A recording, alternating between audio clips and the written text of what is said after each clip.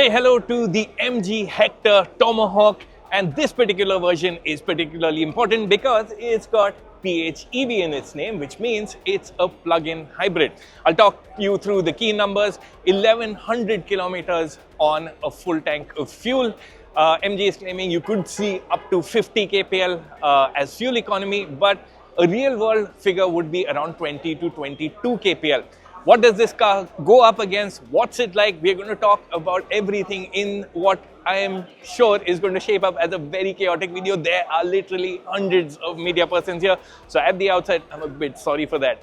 Now, first things first, this MG Hector Tomahawk does not replace the MG Hector that we are all familiar with. It is a new addition to the family, and this is likely going to be pitched against the XUV 7XO if you see it as a direct rival. Now, talking of looks, up front you get LED headlamps, DRLs up here, the MG logo glows, it's got a large grille, lots of detailing lower down to make it look butch and appealing. But it's needed because at the sides you'll see that it's not as brawny as something like a 7XO. Now, this angle would make clear this has not got the same size and proportions and brawny feel of an XUV 7XO, but I will run you through some key details. So it's got 18-inch rims on the top spec model. These are diamond cut, so look quite cool, but maybe a size too small for this vehicle. You have a 2.8 meter long wheelbase, which is really large, and it needs to be because there's also an electric version and you need a lot of space to house the battery pack. Window line is quite conventional. You get roof rails up top. There is a nice and sizable rear quarter glass, which will help because this is a 7-seater, so visibility for the third row passengers will be quite good. Now, moving over to the back, again, it's got a very conventional shape, but MG has jazzed up the design with these LED tail lamps. They've got pretty nice signatures at the back. You have quite a bit of badging. So you have Hector Tomahawk written over here, plug-in hybrid written over here, and ADAS, which tells you the car's capabilities on that front. You get a power tailgate. And there's actually a reasonable amount of space with all 7 seats in position. So you can fit in maybe a cabin bag or two or a few soft bags. So now the interior of the Hector Tomahawk, it carries on the theme that we've seen on new age cars, which means big touchscreen, which is a 15.6-inch unit here, digital dials, 8.8-inch unit here, and a generally minimalist theme. So that minimalism also extends to the buttons. You'll find very few, but thankfully they do have the blower control, temperature control, hazard light, and AC shortcut.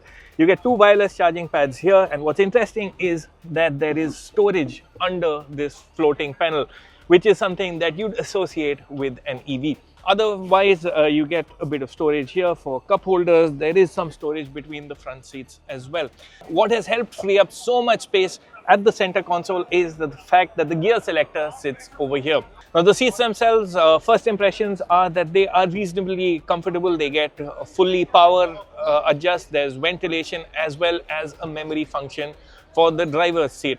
Now, other features include a panoramic sunroof. The safety suite is pretty long. You get 6 airbags as standard, ISOFIX child seat mounts, ESC. There's a 360-degree camera packed in here, which looks seems to work rather well, but we'll have to judge it in an outdoor setting. There's also ADAS level 2, which means you have auto emergency braking, lane keep assist, and the like.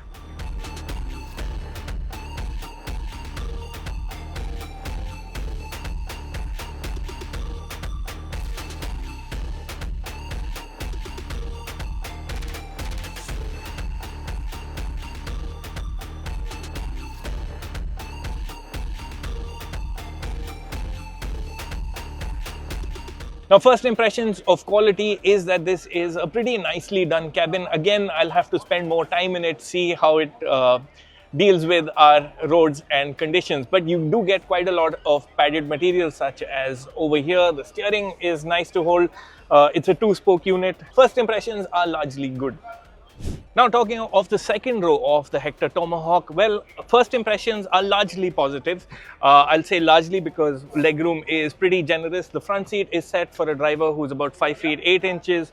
I have pushed my seat all the way back and I have a couple of inches to the front seat, so no problem over there. The seating position though is a bit knees up. I'll also, from what I remember of the XUV 7XO, I think that would be a wider cabin. So sitting 3 abreast in here won't be as comfortable. What you will like is that the floor is flat. You do get features like a fold down center armrest. All 3 seats get adjustable headrests. There's also a generous backrest recline. The seats also move back and forth. There's also a blower speed control right here for the rear section of the cabin. Roof mounted AC vents do the job very effectively, and of course this panoramic sunroof will give you a great view of the world above. There's also something which has sort of become an almost must have in this segment of cars, and that is the sunshade for the rear windows.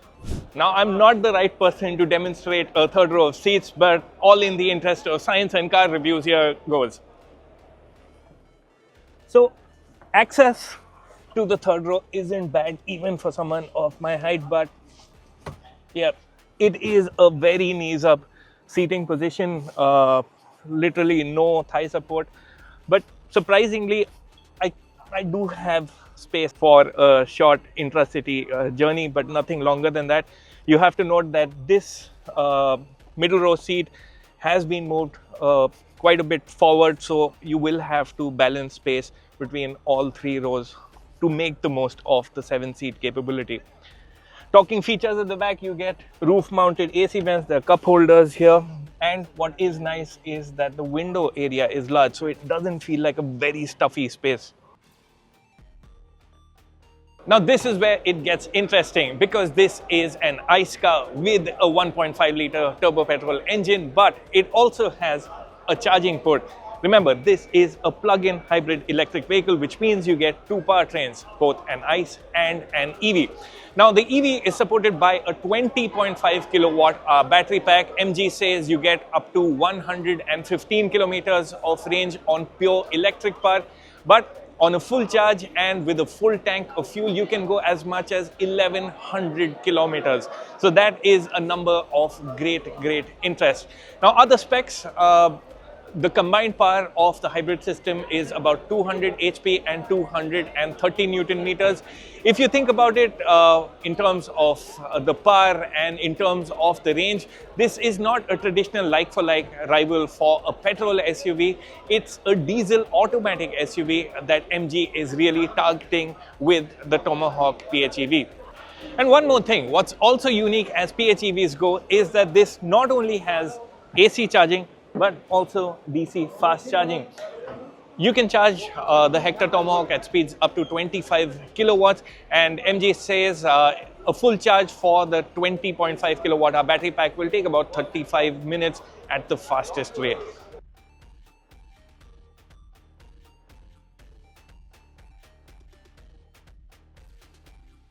The Tomahawk PHEV doesn't have any like-for-like rival, but you could think of it as an alternative to the Mahindra XUV 7XO diesel automatic, the Tata Harrier diesel automatic, the Tata Safari diesel automatic. You have to remember, with 1100 kilometers of range, this is a vehicle of great interest for anyone who does long distances. Of course, that fuel economy figure is a big draw in its own right.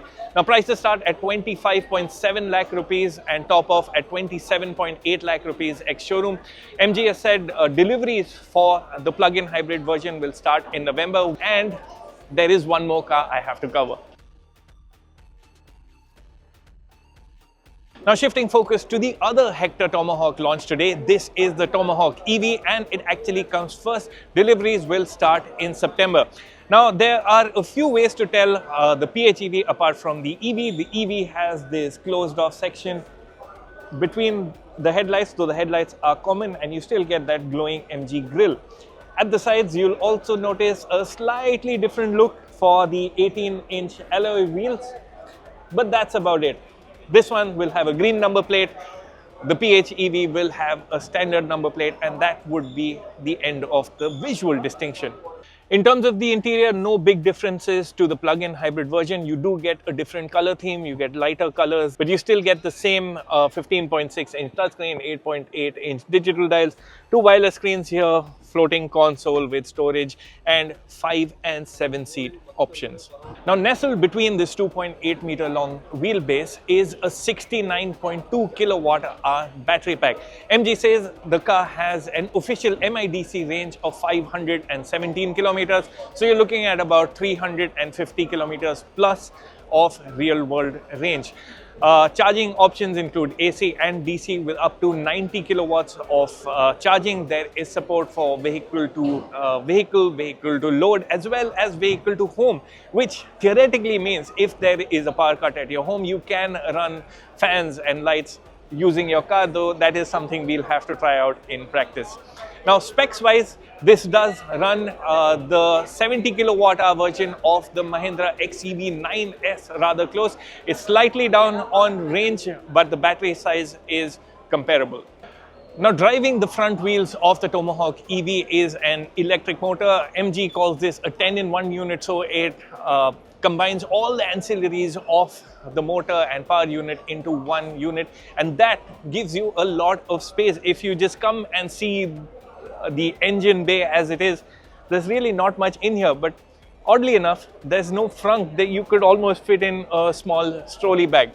Now, the power figure is 204 horsepower, 310 Newton meters of torque, and MG says 0 to 100 kph will take 8.2 seconds.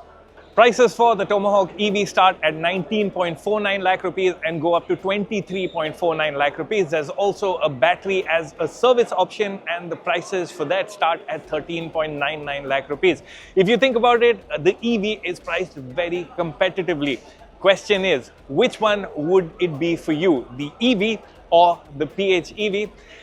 This is going to be an interesting sort of test for not only MG but other manufacturers who are also considering their hybrid and EV strategies. Let us know in the comment section below. Thank you for watching.